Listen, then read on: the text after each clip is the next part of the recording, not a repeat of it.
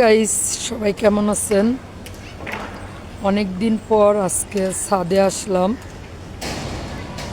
ভাবলাম যে কিছুদিন আমি আবার বাসায় ছিলাম না, আসলে গাছের যত্ন নিছে কিনা, গাছে পানি দিছে কিনা ওটা দেখার জন্য ছাদে আসা।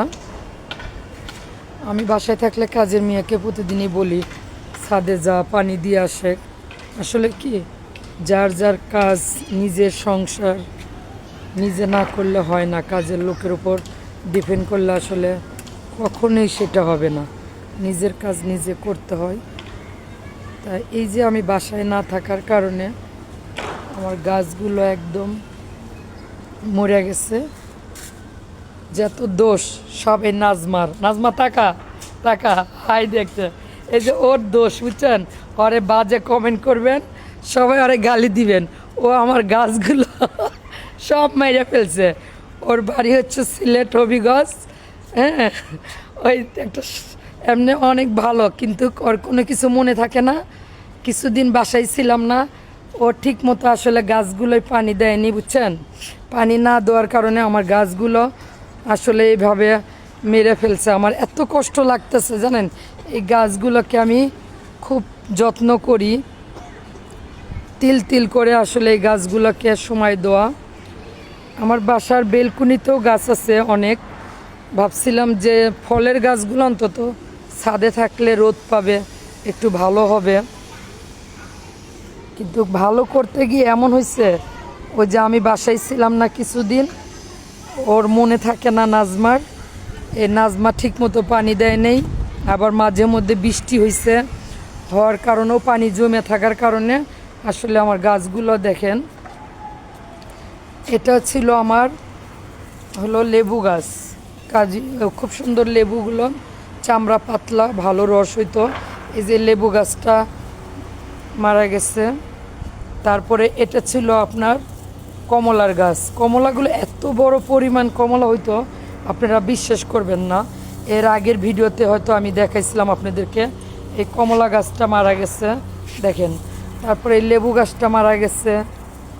এই আমার পেয়ারা গাছটাকে মেরে ফেলছে। আমার খুব কষ্ট লাগতেছে আসলে, জানেন। এই যে দেখেন আমার পেয়ারা গাছগুলো মরে চুনচুনি হয়ে এমন হয়েছে, অনেকগুলো গাছ। তারপরে এই যে যদি বলি যে চায়না কমলা গাছটা, এত পরিমাণ কমলা ধরতো, মনে করেন গাছ মানে ঝুলে পড়ে যেত। খুব মিষ্টি চায়না কমলার গাছটা, সেটাও মারা গেছে। তো এই হচ্ছে পরিস্থিতি। শুধু একটা গাছ আছে কোনো মতন, যেটাকে বলা হয় আপনার এই যে মালতা।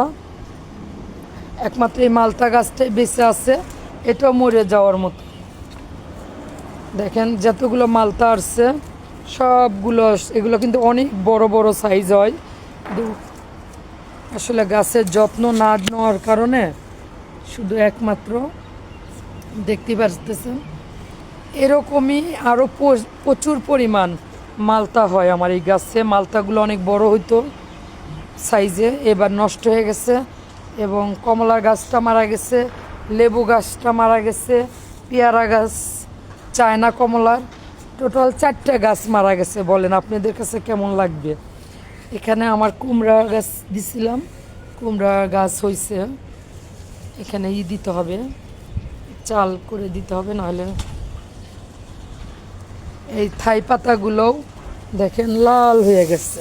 হয়তো মাঝে মধ্যে ইচ্ছা করলে বাসায় বাচ্চাদের একটু শুক্রবার ছুটির দিন স্যুপ রান্না করে দেই বা ফ্রাইড রাইস করে দেই। এই যে আপনার দেখতেছেন পেঁচ পাতার মতো যে পাতাগুলো, সেগুলো নষ্ট হয়ে গেছে, জানেন। আসলে অসম্ভব অনেক ক্ষতি হয়েছে।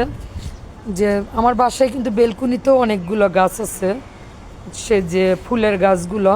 শুধু ছাদে এই ফলের গাছগুলোই রাখছিলাম। আসলে আমি বাসায় না থাকার কারণে এই সমস্যাগুলো অনেক ক্ষতি হয়েছে। মানে আমার কান্না করতে ইচ্ছা করতেছে। 3 মাস পর ছাদে আসলাম, জানেন। এরপরে এই যে বেদানা গাছটা দেখতেছেন, এটাও মরে যাবে যাবে এইরকম পরিস্থিতি। দেখেন এই যে বেদানা দেখতেছেন কি হয়েছে, দেখেন পানি না পাওয়ার কারণে গাছগুলো একদমই মানে শুকায় হচ্ছে। এইভাবে দেখেন প্রতিটা টপেই গাছগুলো আমার শেষ হয়ে গেছে। বেলকুনিতে যে গাছগুলো থাকে আমি করি, ওরে সবসময় বলি ছাদে গেছস পানি দিয়ে আসছস, ওরে মনে করে দিতে হয়। এমনিও অনেক ভালো, কিন্তু ওর মনে ভুলে যায় পানি দেওয়ার কথা। যে আমি বাসায় না থাকার কারণে আজকে এই ক্ষতিগুলো হয়ে গেল। যাক, কী করার আছে, বললেও তো আর ফিরে আসবে না। এখন আসলে একটা গাছ কিনতে গেলে ভালো মানের 4,000, 4,500, 5,000। এই যেমন দেখতেছেন চায়না কমলাগুলো, এই গাছটা আমার 4,500 টাকা কিনা ছিল। এই কমলার গাছটা ছিল এরকমই প্রায়। লেবু গাছটা, চায়না কমলাটা দেখতেছেন, সবই আসলে এই ক্ষতিগুলো হয়ে গেছে। সবাই ভালো থাকবেন, আবার যেন নতুন করে কিছু গাছ লাগাইতে পারি, খুব সুন্দরভাবে ফলন হয়। আসলে খাওয়াটা তো বড় কিছু না, যে কোনো জিনিস দেখতে সুন্দর, আসলে ভালো লাগে দেখতে, যে গাছের ফল হোক সেটা একটা মেডিসিন ছাড়া।